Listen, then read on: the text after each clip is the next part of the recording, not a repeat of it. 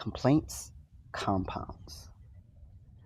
If you go and complain to someone, then they get negatively charged, and then they have to go and complain to someone about what you were complaining about, and then that next person has to complain about what that other person was complaining about what you were complaining about, and then it goes on and on and on, and it's just an endless cycle of negativity until that charge meets someone who is able to transmute it or dispel it.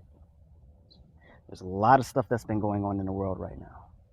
We have heat waves, we're having thunderstorms, tornadoes, floods, the works. A lot of things are happening.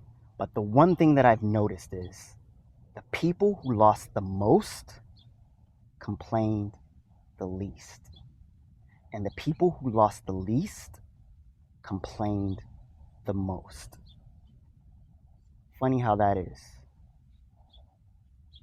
There are people who are able to find the positive in the negative.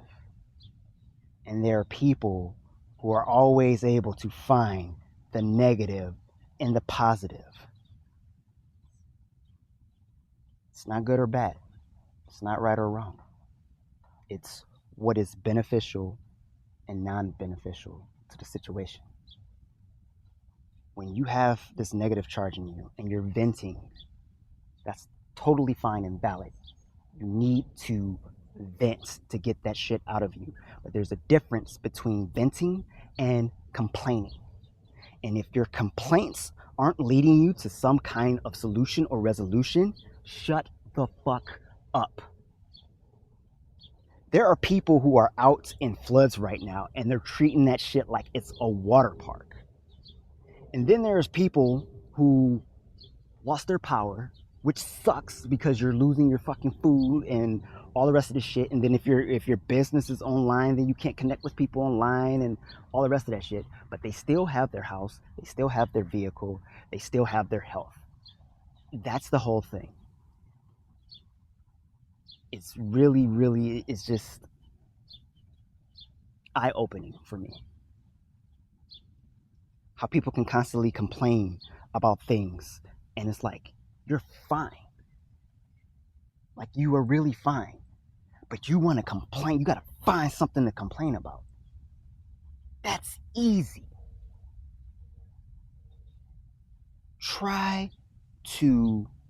Don't even try.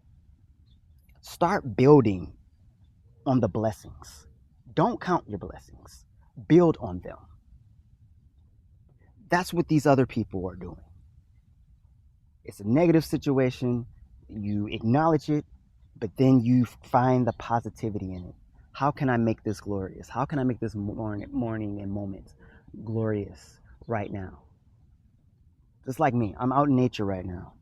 And I can find some bad shit, like, oh, there's fucking leaves and trash and branches all over the fucking place. I'm out in nature, breathing fresh air. The sun is radiating on my skin, nourishing me with vitamins, energy, power, warmth, love. That is a blessing.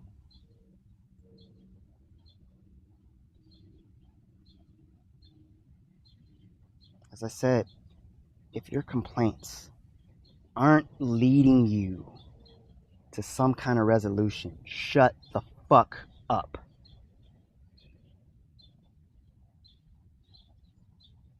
It's no benefit to anyone. Bask in your blessings. Find them. Nourish them. Cherish them. Think about the blessings of the past. Build on that. Think about the blessings in the present moment as well, and the future coming moments.